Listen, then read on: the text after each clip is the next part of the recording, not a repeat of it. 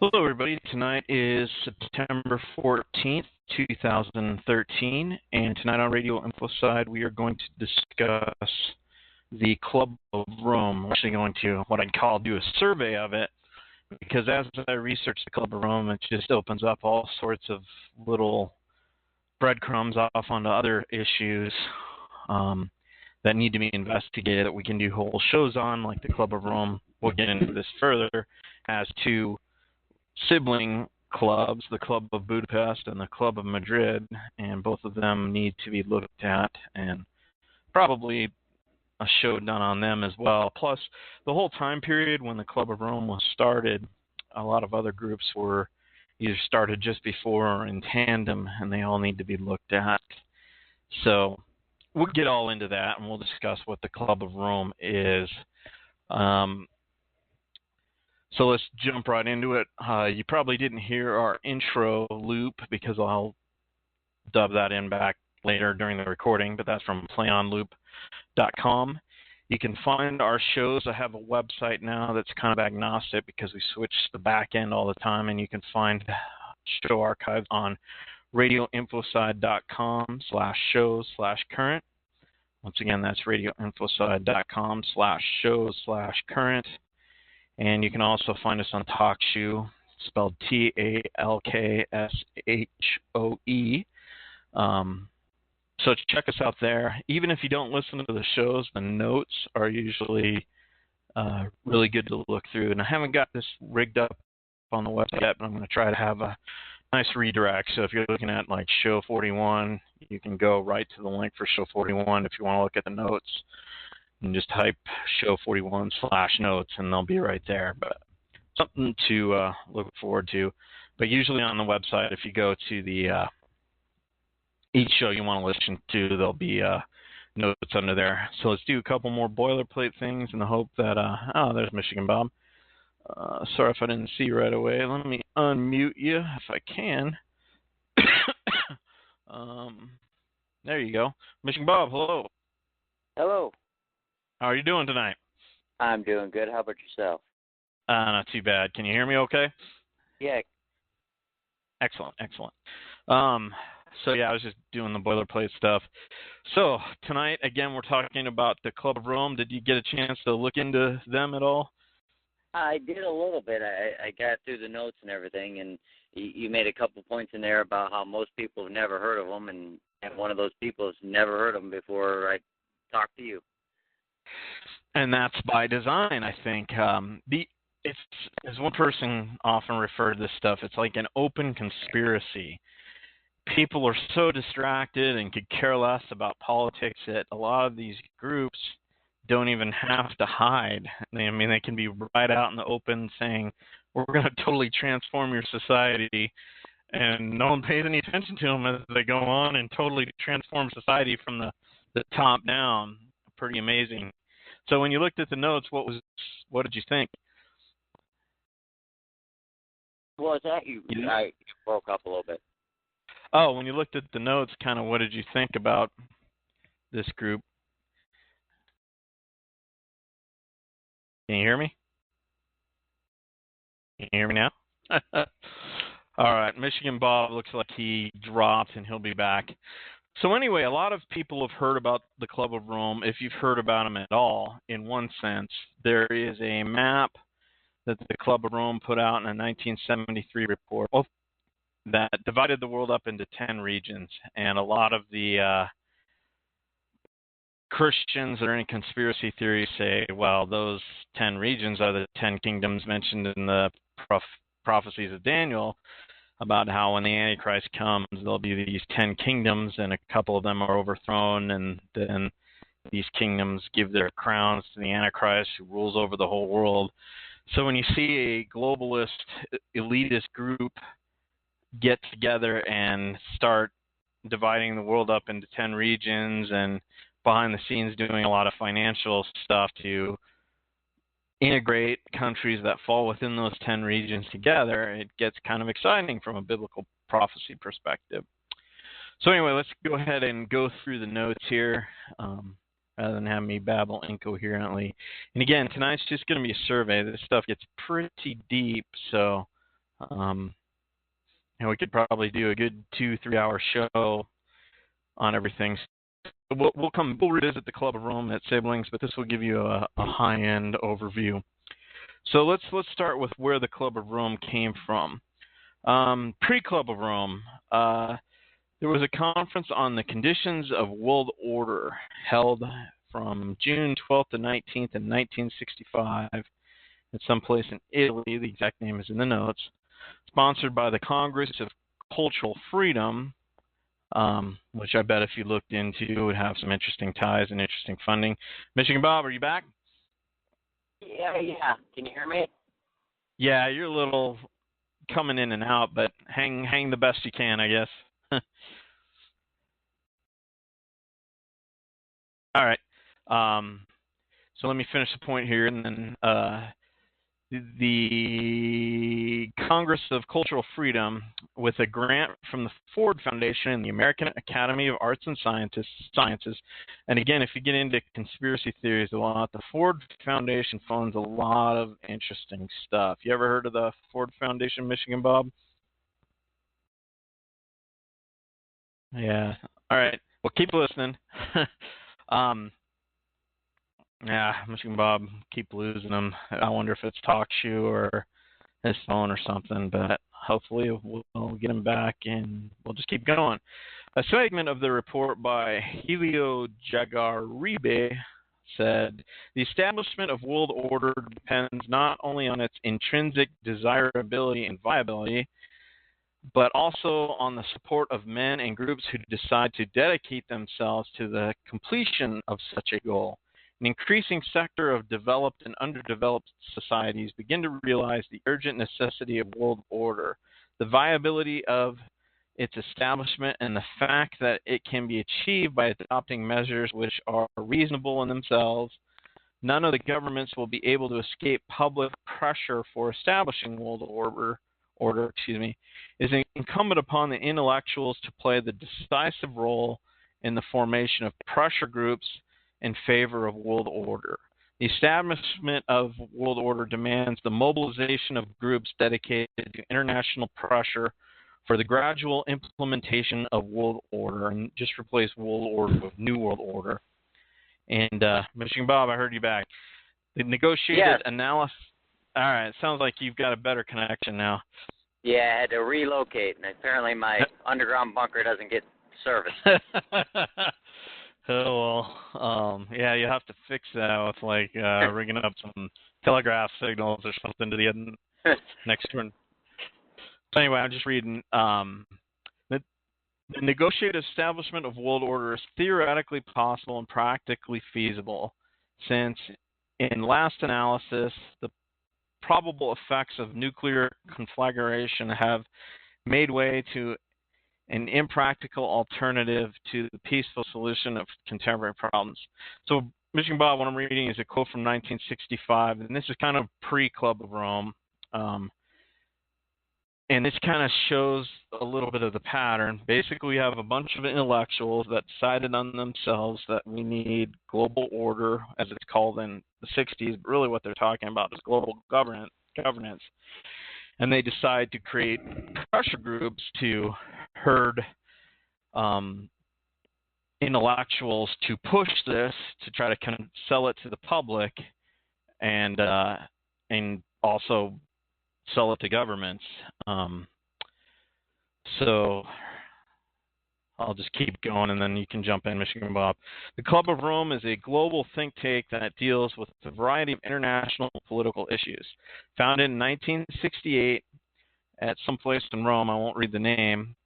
What's interesting is the Wikipedia entry leaves out the fact that the place where it was established at was also owned by Norman Rockefeller, you ever heard that name before, Michigan Bob? Yes, sir, I have. Have you heard him positively or negatively referred to? More negative than positive. Yeah. He started the Trilateral Organization. I think he might have helped the American component of the Royal Institute of Affairs. I think it's called. The American version is the Council on Foreign Relations, which we'll do a show on at one point. he was kind of all over the place in the late 60s and 70s, getting elitist groups like the Club of Rome going. So anyway, it was founded in '68, consists of former heads of state, UN bureaucrats, high-level politicians and government officials, diplomats, scientists, blah, blah, blah, blah, blah. Basically the same group of people that are screwing up the world or who benefit from it the most decided that they need to fix the world and formed their own little think tank, which is the Club of Rome. They are most famous for three things. Have you ever heard of the world being divided up into 10 regions, Michigan Bob? Not until I started looking at the notes. Well, in Daniel we have this interesting prophecy, and I think it's in Daniel 7, and there might be additional verses in Revelation 13. I would have looked them up if I had time. I didn't get back till later. Excuses, I know. But basically it talks about 10 kings that are established briefly. Some of them are overthrown, and they exist to give their power to the Antichrist, and he takes over the world. So what do you think when you hear about a elitist group think tank talking about dividing the world into 10 regions and then comparing that to Daniel? I've heard of it from the biblical point of view. I've definitely heard of it. I've always heard of it as being the 10 kingdoms, and then there were 12 and 2 of them back out, and then there's 10 left, and they get together and give their power to the Antichrist. But it's definitely interesting that this group has done that. Yes, and they have. It may not be a total matchup. Some people, a lot of the Christians who think that the 12 regions might be the EU in some form. A lot of people are looking at the Club of Rome, like maybe because when initially the division of the world into 10 regions comes from their 1973 study, regionalized and adaptive model of the global world system. And again, from 1973, and it divided the world in 10 regions. And since then, they kind of like updates their reports as they go along, and their opinions. They kind of change things around, what countries belong to what. Like initially, the United States and Canada were one region, but now Mexico is being integrated in. And I find it fascinating that all of a sudden there's this huge push to try to integrate Mexico and Canadian economies to form one trade bloc. We even have you ever heard of the currency, the Amero, Michigan Bob? No, I've not. I think at one point they were actually even had publishing proofs of the Amero, which was a currency that they talked about essentially when the dollar collapses, it would be replaced regionally with the Amero, which would be a new currency issued for Canada and Mexico and the U.S., and you can actually Google online and find the proofs of these. But I think they decided that they're so far along in the agenda of integrating the world into one system that I think they're going to go through maybe one or two hoops to when and if the dollar collapses. I think it probably will.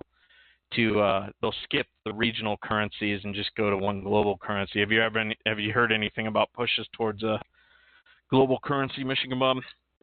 We've talked about the push towards basically one money system, and we see it over in Europe with the euro. You see them trying to push.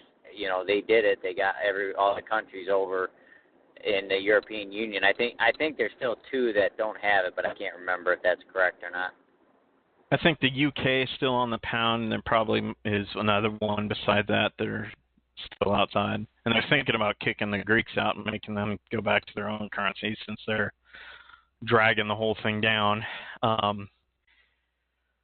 So anyway, the Club of Rome, again, is this think tank that was established in, let me see the date again,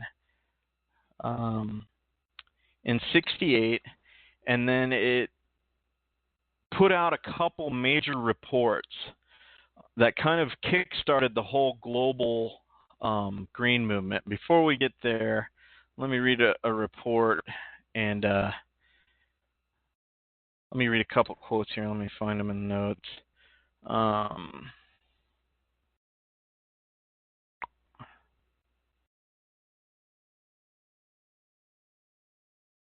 I can't find them.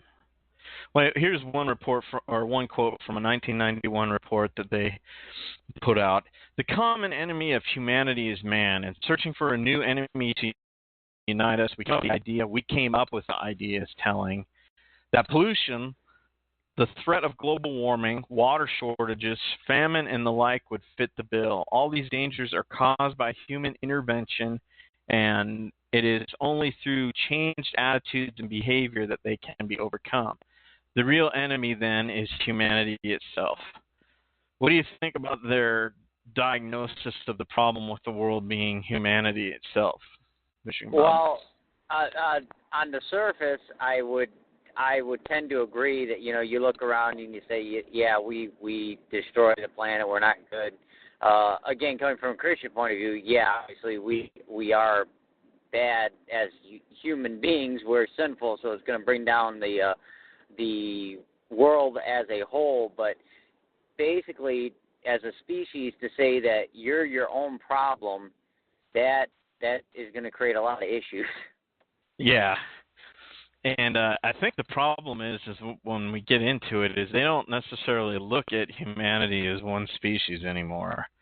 I think they look at it as the productive group and the non-productive group.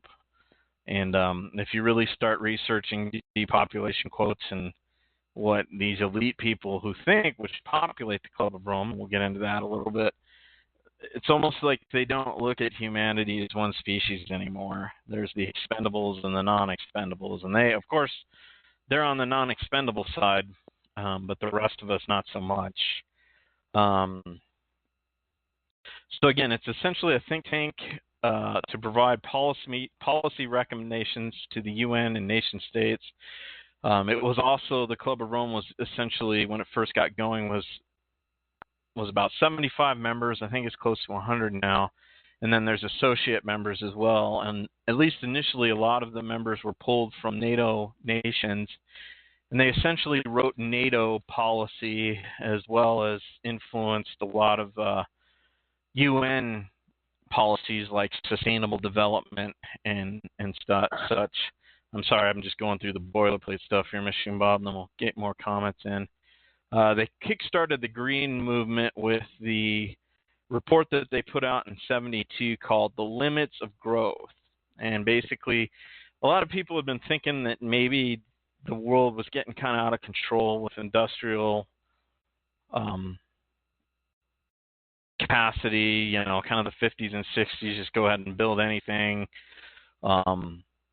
People started looking at the long term, is this sustainable? But these guys kind of came together and formalized a report that really got people thinking, like, maybe there's not enough resources to go around if we keep using them as we are.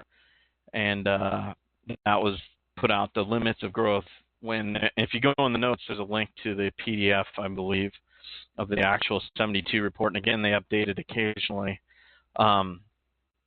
And in this report, they call themselves an invisible college, which I find interesting. Again, Michigan Bob, you say you've never heard of the Club of Rome, and that's because they're not out broadcasting their existence, even though they're a very important group made up of some of the most powerful people in the world, kind of like Bilderberg Group and similar things. Currently led by an Egyptian academic, Secretary General is someone who spent 26 years with the World Bank. There's 30 countries, and they have associate groups. So there's the Club of Rome of the United States, which is tasked with pursuing the Club of Rome's agenda in the U.S., and there's also 29 other, or I guess there's 33, national associations. So in 32 other countries besides the U.S., they're active.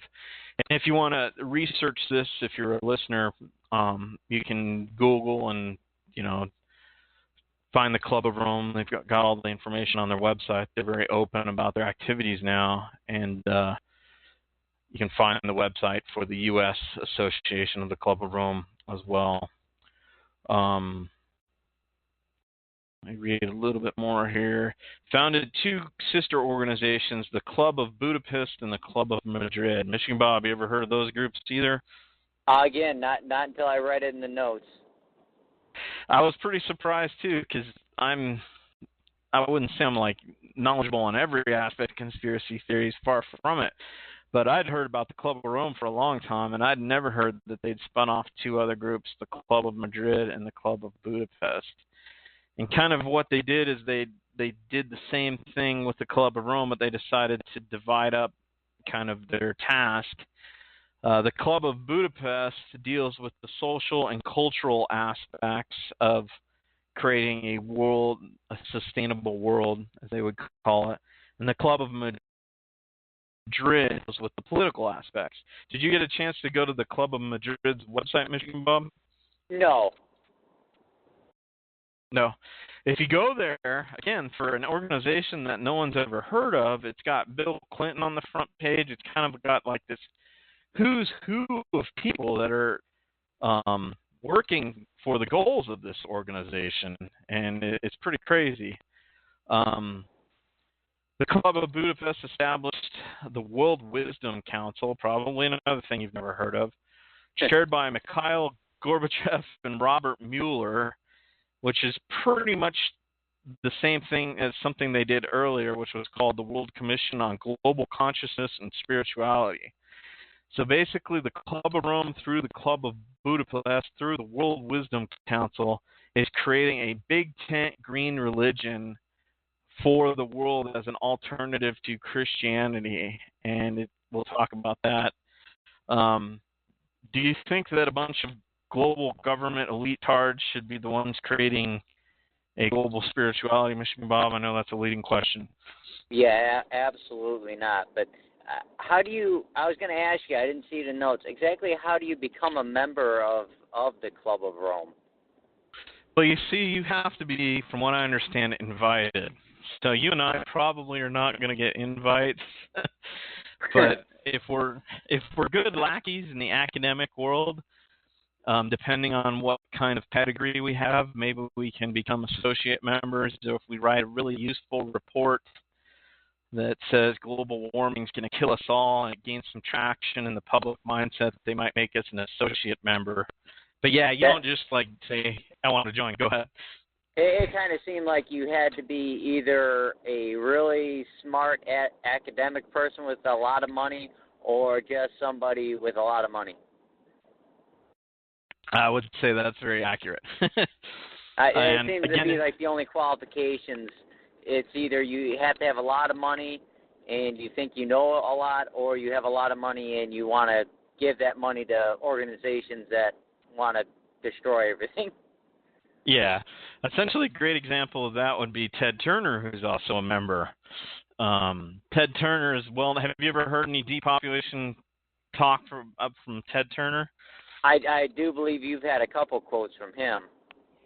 Yeah, he's real big on lowering the world population to between like 200 and 300 million people, which is bad news for something like 95% of the world, because you'd be out. And he gives money. I guess basically he funds the international, the IPCC. I forget what the acronyms for, but they're the ones that put out all the Intergovernmental Plan on Climate Change. They're the ones that put out all the reports that turn out to be manipulating data to tell us that we're all going to die from climate change, and when we don't really, that's not really the case. And again, not to go off on another little rabbit trail, but has the Club of Rome, in any of their reports, I know I've always been told back in the early 70s when the whole global movement started that they basically were saying that there was going to be another ice age, that the temperature was actually dropping, and that it was all man-made. Now, is that in any of their reports, or is that another report that somebody else did? I'm not sure if that's in their 72 report, but it might be. That's actually a good question that I don't know. I knew that you said in the notes that it started right when the whole, they basically started the whole green movement. And like I said, I've always been told by either people that lived through it or people that have researched it that originally the whole green movement, the whole climate, well, now we call it climate change, but at the time they were preaching in the 70s especially in the early 70s, they were saying that we're actually heading for another ice age, that the temperature was dropping. And then after the temperature started rising, then it went to global warming. And now that they've kind of seen that the temperature fluctuates on its own, now it's global change, or climate change rather, instead of global warming or global cooling. It's just climate change. And interestingly, circling back to our weather warfare episode where we talked about HAARP and stuff, they went for the ice age. That didn't happen. They went for global warming. That's not happening, at least not to their liking. And now they're going for change, where they're saying that it's very disruptive. Maybe this time they're going to cover their bets because they have all this hidden HAARP technology that can, if there's no natural climate problems with weather, then they can go ahead and manufacture them. What do you think about that? That would fit right in because like I said, they realize that. I think that once they start, I don't know how long man has been collecting weather data, but I think, most of our records only go back 100 and some years. So once they actually realize that, hey, the Earth goes through different cycles, they're like, hey, we'll just say it's global change. That way, we can manipulate it and make it just totally wacky, and it would fit the bill exactly. Yeah. So I smell conspiracy theory there, and I think it's very plausible that they're up to that. Would you agree? I would agree. Yeah. So here at Radio Infoside, we've taken a strong stance. We both agree that there is a hidden HAARP weather modification agenda to manipulate the weather to promote the theory of climate change in order to do what the Club of Rome was founded to do, essentially bringing global government based on the crisis of the environment. So, I mean, if you want to turn the show off now, that's kind of it in a nutshell, I guess. Any comments, Michigan Bob? Nah. All right. Let's throw a little bit more data out there. Just to show the power of the Club of Rome, like I was saying at the beginning, probably before you hopped on, that we're just touching the surface with them. I actually want to connect more dots with the Club of Rome, specifically with, I know that they were responsible for the Sustainable Development and Agenda 21, but I can't quite connect the dots yet. So I'm pretty sure that information's out there. So we'll revisit this again in the future. But let's see here. The green religion that they're trying to establish through the Club of Budapest has to do with kind of a couple pillars. One of the pillars is that the third world's poverty is caused because of Western industrial progress. Have you heard that meme kind of harped on anywhere, Michigan Bob? Kind of. I mean, not necessarily as a pillar of that society, but I've heard that thrown out there, people talking about it. Yeah, you'll see statistics like the U.S. uses I'm just throwing a magic number out there. I don't know what the number is, but something like, 80% of the world's energy, and only accounts for 5% of the world's population. Have you heard statistics like that? Yeah, and it's funny because I've also heard very, very few times, but I've heard that China actually uses more coal energy than the United States does. But you never hear that. You always hear the United States uses X amount of the world's energy and only has this many people. But it seems like China actually is worse for using the amount of energy, but you never hear that thrown out there. Well, it's interesting, too, because China's somehow exempt from a lot of this stuff because they don't have full control over China. So, even the Kyoto Accords that they tried to pass, the treaty that basically would hamstring all Western nations by putting massive regulation on industrial activity to lower pollution, they exempted India and China because they knew they wouldn't sign it. So it's kind of, when they're the biggest polluters out there, so that's kind of interesting. The other part that's interesting in these reports says that, say, the U.S. uses 80% of the energy, but it's only 5% of the population. It assumes that there's this static amount of electricity that could be used, and the U.S. is using 80% of it. There's a lot of countries that could probably produce a lot more energy that they do, putting aside pollution and environmental concerns. They just don't, whether by technology or choice, they don't. So it's not like we're using up all of Brazil's electricity. It's just Brazil doesn't produce that much. So it's kind of a bogus claim because we're using 80% of what's being produced, but we're not using 80% of what's actually available to be used. We're probably using maybe 1% of that, and the rest of the world just for technological or logistical or moral reasons isn't using what it could. So what do you think about that as far as kind of a that makes I mean that definitely makes more sense. I mean that once you actually break it down like that kind of eradicates that point, that argument. And another type of argument that I use is like, if you grow beef, that essentially the amount of wheat it takes to feed a cattle and the amount of meat that cattle would provide one person through meat, you could feed like 100 other people. Have you ever heard statistics like that? No, I've heard it. No, never heard of that point. Okay. Well, they throw numbers out there to say that, Americans should quit eating so much meat. It's wasteful as far as the food chain and energy required to create food.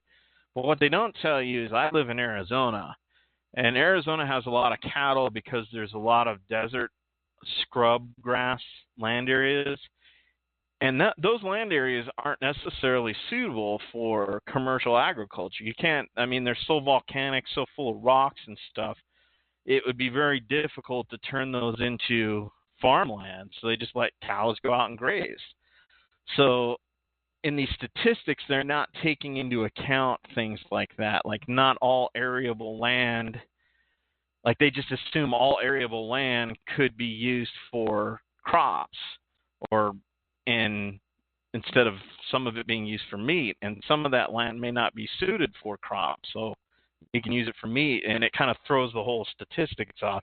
So there's a lot of like little tidbits out there that they use to manipulate the public to try to push the green agenda. Not all of it's propaganda, but a lot of little things like that I've noticed over the years.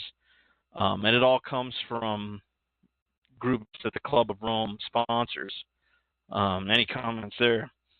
It is amazing once you start breaking it down how many different groups this one group controls, and like you said, once you start actually looking at the numbers, and if you put into an actual logical form, you can see how they're fudging the numbers and making it look different, making it look the way they want it to look.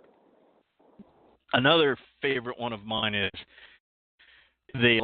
for the UN Agenda 21 and fighting climate change, they talk about how one of the pillars of the agenda is that they don't want to wait until it's established science, because they say, we can't wait for all the debates to happen because it's such a dangerous threat to the environment that by the time, the damage is already being done. If we don't act now, then, the earth will be destroyed by the time we get the facts right.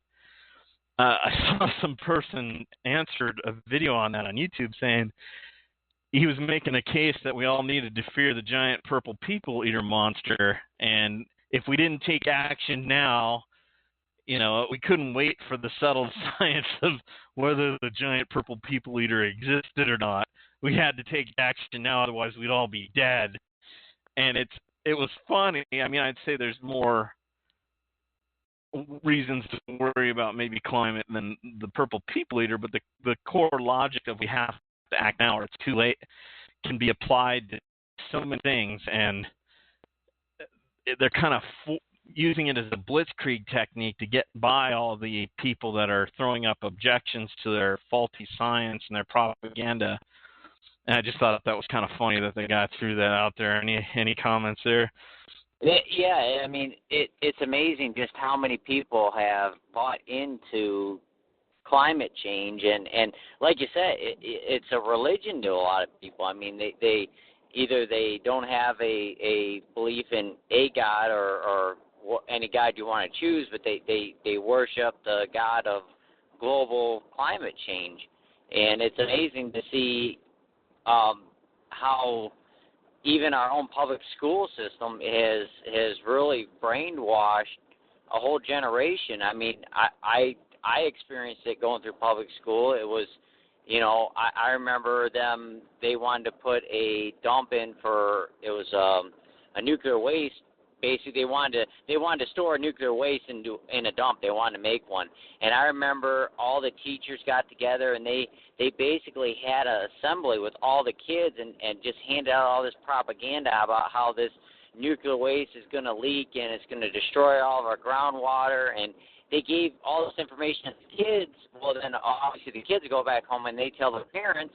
And then all of a sudden all the parents are getting together and they formed this whole coalition and they actually stopped this from happening. But it wasn't the parents themselves doing it. It was they basically got all the kids to do it for them. They told the kids, hey, this is bad.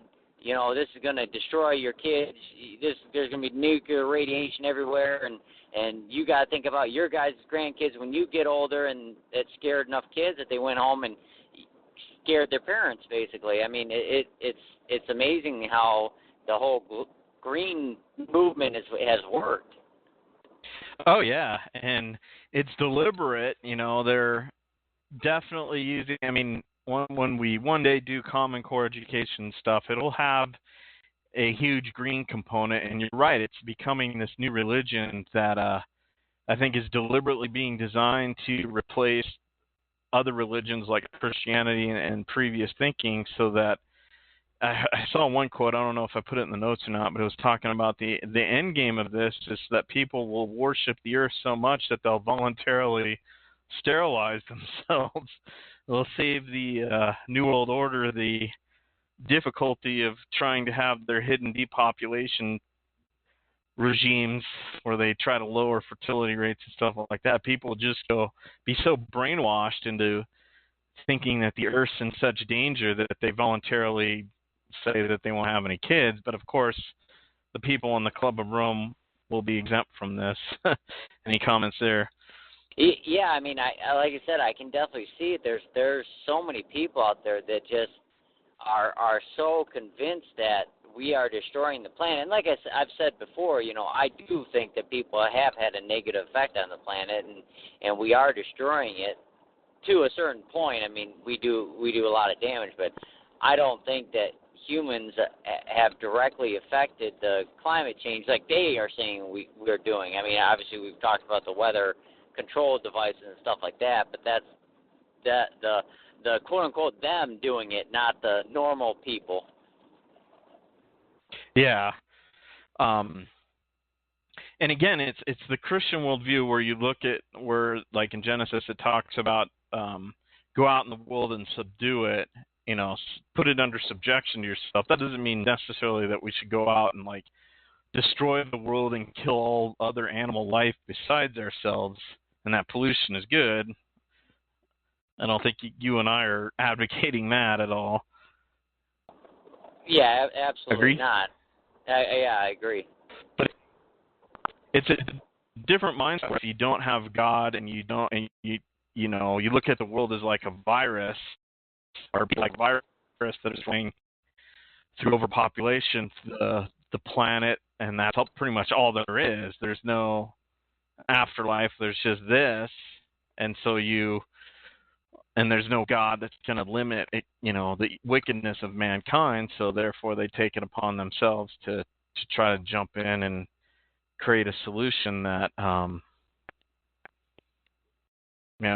involves directly taken from the quotes, eliminating 95% of us. You think kids in school would be so happy about green if they knew that 95% of the population is planned to be eliminated? I don't remember that number being thrown out there so much.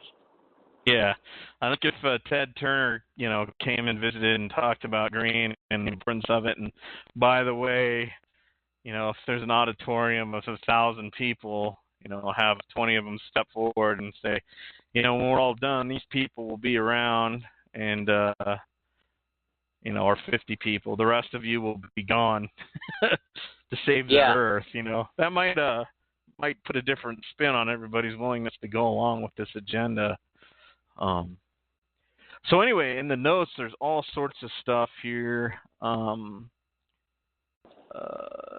Let me see if I can hit any highlights that are relevant. I think we'll have to do a show on the green religion and flush that out some more. Let's just go into some critiques. The Club of Rome has a close relationship with the CFR, which is another Rockefeller organization. The Aspen Institute, which I've heard the name of, which is supposedly actually even more of a command and control structure for the cabal than even the Club of Rome is, and other elite groups typically up to no good. Whenever you see one of these groups full of people that tend to be responsible for the world the way it is, proposing solutions, does that give you a warm fuzzy being with us? Yeah, definitely a warm fuzzy feeling. Okay. Let's see. The fact that the very group was founded on David Rockefeller's estate, if you don't trust David Rockefeller, that's going to raise a big red flag for you. And again, it's the same pattern as Agenda 21, where it's elite consensus. Elites decide that they're going to do something, and then they form little groups, pressure groups, and then those pressure groups go out and try to convince other elites to believe the same way using various money sources and academic grants and stuff like that, get a bunch of people on board. And then they typically create behind-the-scenes groups. In the case of Agenda 21, it was the ICLEI, which is, I forget what the acronym is, but basically they skipped voters and just went right to cities and counties and tried to say, if you really want to be up to a global standard, you'll join this organization and we'll help you craft legislation.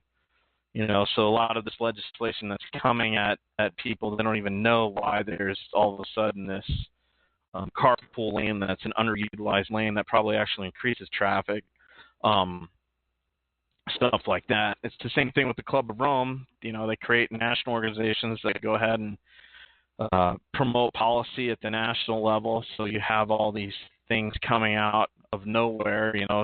Joe Smo isn't going up and saying, hey, I want to force everybody into mega cities and up my energy cost by 500%. Probably not your average citizen's to-do list. What do you think? No, definitely, and it is funny when you say mega cities. I hadn't heard of that movement until a couple of years ago, where it seems like they are definitely wanting, the ideal situation would be to put everybody in big cities. And I know I just read an article, some guy, I don't know who wrote it, but talking about how the future, they're talking about in 100 years that what they thought the future was going to look like. Everybody's going to be in giant cities, and basically the whole countrysides will be devoted to go back to the wild, and it would all be nature, and that'd be the ideal thing for humans to do, and that would save the planet. And I've never thought about it until you mentioned it before about the how that's a major agenda of this movement, is to get everybody inside cities and control them. Yep, you control them and you free up. They even tried to pass a treaty. It didn't happen. We talked about it on the show before. I forget the name of the treaty, but I think it was shot down. And on one of our notes, I forget the name of the treaty, but it was basically, it had a breakout of all the places that would be no-go zones for people, and there would just be grouping everybody in these little confined areas, and it was supposed to happen by like 2050 or 2070, I forget. And of course, the American people got wise to this and said no, but supposedly behind the scenes, like the Forest Department and all the other agencies in the federal government are just working as if the treaty passed, and they're still starting, like up here where I live near Sedona, and I guess it goes right along with the plans in this treaty. They've cordoned off a bunch of the forest. You can't go in it anymore. Like what used to be available to the public to go camping in and to explore, now they're saying are preserves, and I think something, I don't trust me on this number, but some of the forests around Sedona are now 80% off limits. And in the Prescott area in Arizona, they're more conservative in the region, so I guess they're pushing back a little bit.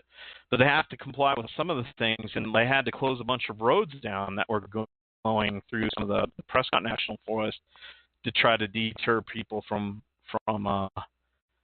going there. So again, it's this agenda, regardless of whether the people okay it or not, they just behind the scenes keep pushing it anyway. Any comments there? Yeah, the mentality of don't worry, we're doing this for the greater good. We know it's not what you want, but it's for the greater good. That seems to be more and more our elected officials' mindset nowadays. And let me give you some of the, like, here's a quote from David Rockefeller, you know, the guy who's claiming to be, I don't know if, I think he's still alive, but I don't know if he's active anymore. Here's one of his quotes. The social experiment in China under Chairman Mao's leadership is one of the most successful in human history. And I don't know how many millions of people died under Mao, but it's more than were killed in the Holocaust. And I also heard that, well, I'll just leave it at that from there. What do you think about someone who thinks that Mao's government killed millions of its own citizens and was totally into centralized control, limiting people to have one kid? What do you think about them being the group, or a guy who thinks that would be great would know what's best for humanity? Yeah, it definitely it would. Yeah, it's not good. Yeah.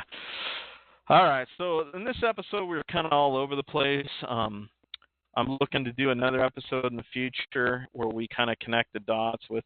But the Club of Rome basically kicked off the Green Revolution, if you will. They even came out with a report, I think it was in 1991, called the First Global Revolution Report. Yep. Those reports are linked to the notes, and I think out of that came the UN Office of Sustainable Development. I will read one other thing real quick just to show kind of how powerful this group is and its negative impact on society. The U.S. State Department Office of Population Affairs, I didn't know that we had one of those, but apparently we do, established in 1975 by Kissinger, Henry Kissinger, who was a member of the Club of Rome, who had a nice little discussion and then created this office. And then one of the elite tards that ran that office, Tim Ferguson, had this to say about Latin America. So there is a single theme behind all our work. We must reduce population levels, said Thomas Ferguson of the Latin American case officer for the State Department's Office of Population Affairs. Either they, governments, do it our way through nice, clean methods. So he's admitting that the government has nice, clean method to reduce populations abroad, possibly here domestically as well, or they will get the kind of mess that we have in El Salvador or in Iran or in Beirut, meaning implosion, civil war, everybody killing each other that way. Population is a political problem. Once population is out of control, it requires authoritarian government. So there you go. They're saying population is out of control. This guy says the solution is authoritarian government. So don't be surprised if elite tards start advocating more authoritarian government, which they do. A lot of the solutions to all these problems always seem to be giving up your liberty, giving up your constitutional protections, and giving more power to the center to regulate your life, whether that center be the federal government or some international body. Continuing. Once population is out of control, it requires authoritarian government, even fascism, to reduce it. The professionals, said Ferguson, aren't interested in lowering population for humanitarian reasons. That sounds nice.